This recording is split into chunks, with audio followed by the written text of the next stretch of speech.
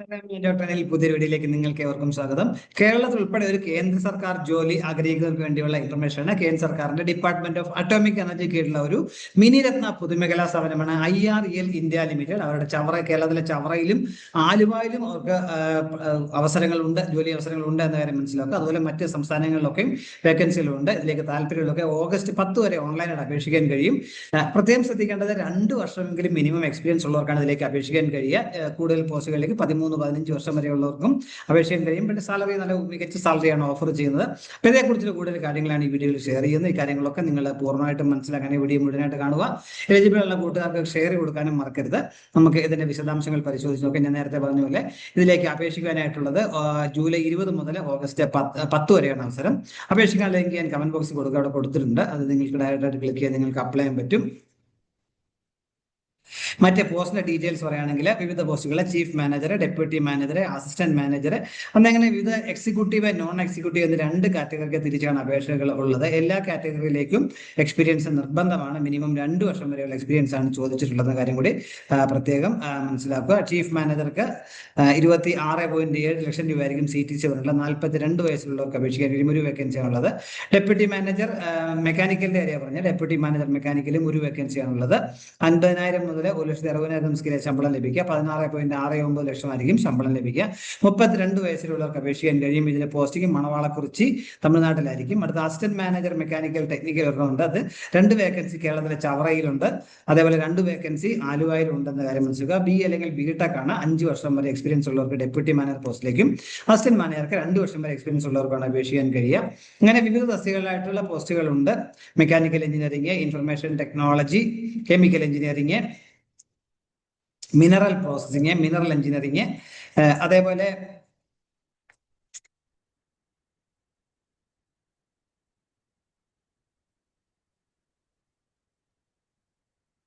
Fire and safety engineering, അങ്ങനെയുള്ള വിവിധ ബ്രാഞ്ചുകളിലേക്ക് BA അല്ലെങ്കിൽ BTech ഉള്ളവർക്ക് അപേക്ഷിക്കാൻ കഴിയും.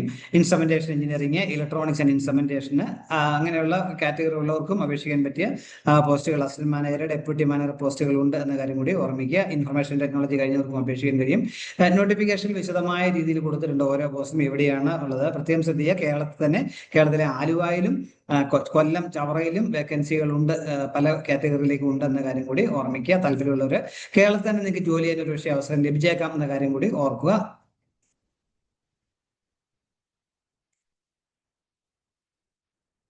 ഇതിലേക്ക് പല പോസ്റ്റിലേക്കും പല ഏജ് ഗ്രൂപ്പാണ് പറഞ്ഞിട്ടുള്ളത്.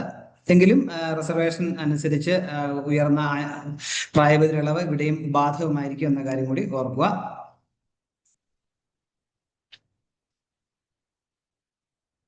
ശമ്പള സ്കെയിൽ ഞാൻ പറഞ്ഞു, മികച്ച ശമ്പള സ്കെയിലാണ് ലഭിക്കുക. 34 ലക്ഷം രൂപ അടുത്തുവരെ പ്രതിവർഷം ലഭിക്കുന്ന പോസ്റ്റുകളാണുള്ളത്. ഏറ്റവും കുറഞ്ഞ സാലറി തന്നെ 13 ലക്ഷത്തിൽ കൂടുതലാണ് ആനുവൽ സാലറി എന്ന് പറയുക. അതായത് പ്രതിമാസം 1,10,000 രൂപയെ കൂടുതൽ നിർബന്ധമായും ലഭിക്കുന്നതായിരിക്കും.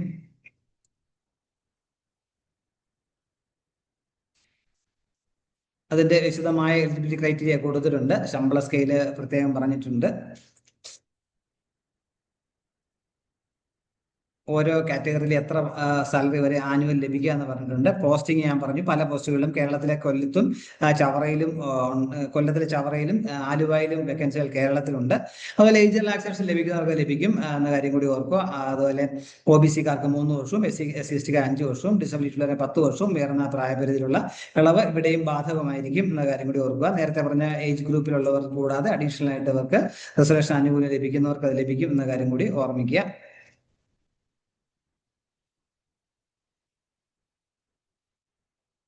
പിന്നെ സെലക്ഷനെ കുറിച്ച് ഷോർട്ട് ലിസ്റ്റ് ചെയ്യുന്നവർക്ക് മിക്കവാറും പേഴ്സണൽ ഇന്റർവ്യൂ മാത്രമേ ഉണ്ടാവുള്ളൂ. ഇന്റർവ്യൂ വഴിയായിരിക്കും സെലക്ഷൻ എന്ന കാര്യം പ്രത്യേകം ഓർമ്മിക്കുക. അതിനുശേഷം മെഡിക്കൽ എക്സാമിനേഷൻ ഉണ്ടായിരിക്കും. അതുപോലെ അപേക്ഷാ ഫീസ് ഉണ്ട്. അപേക്ഷാ ഫീസ് ജനറൽ കാറ്റഗറി കാൻഡിഡേറ്റ്സിനൊക്കെ പ്രോസസിംഗ് ഫീയും ആപ്ലിക്കേഷൻ ഫീ ഉൾപ്പെടെ 944 രൂപ നൽകണം.